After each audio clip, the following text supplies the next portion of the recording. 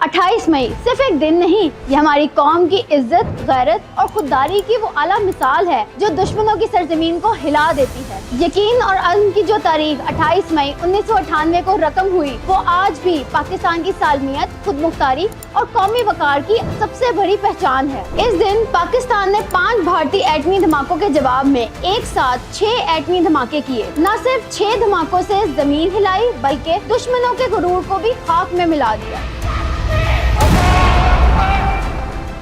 यौम तकबीर वो दिन जब पाकिस्तान ने पूरी दुनिया को वाज़े कर दिया कि हम सर झुकाने वाले नहीं, बल्कि आंखों में आंखें डालकर जवाब देने वाली कौम है। जब पूरी दुनिया का दबाव, पाबंदियां, लालच और धमकियां पाकिस्तान के दरवाजे पर दस्तक दे रही थी, तब एक शख्स सीना तान कर खड़ा हुआ। उसने कहा, पाकिस्तान का मुस्तकबिल आजाद होगा, ना कोई समझौता, ना गुलामी। वो शख्स था नवाज शरीफ। नवाज शरीफ ने अमेरिकी धमकियों, आलमी दबाव और 5 अरब डॉलर की पेशकश को जूते की नोक पर रखा और जवाब दिया, कौम की गैरत बिकाऊ माल नहीं, हमने कीमत चुकानी है तो चुकाएंगे, मगर सर नहीं झुकाएंगे।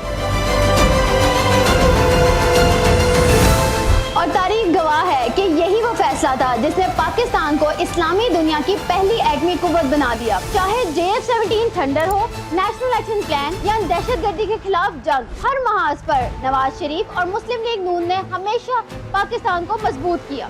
2025 की पाक भारत कशीदगी ने एक बार फिर साबित कर दिया कि पाकिस्तान अमन का अलमबरदार जरूर है, मगर जब ललकारा जाए तो दुश्मन का गुरूर खाक और उसका नाम माजी का किस्सा बन जाता है। ये सिर्फ एटमी धमाके नहीं थे, ये एक कौम की ललकार थी जिसने गुलामी को हमेशा के लिए दफन कर दिया। ये यौम तकबीर है जब एक लीडर ने झुकने से इनकार किया और एक कौम ने गैरत से जीना सीखा। पाकिस्तान था, है और रहेगा। पाकिस्तान हमेशा जिंदाबाद।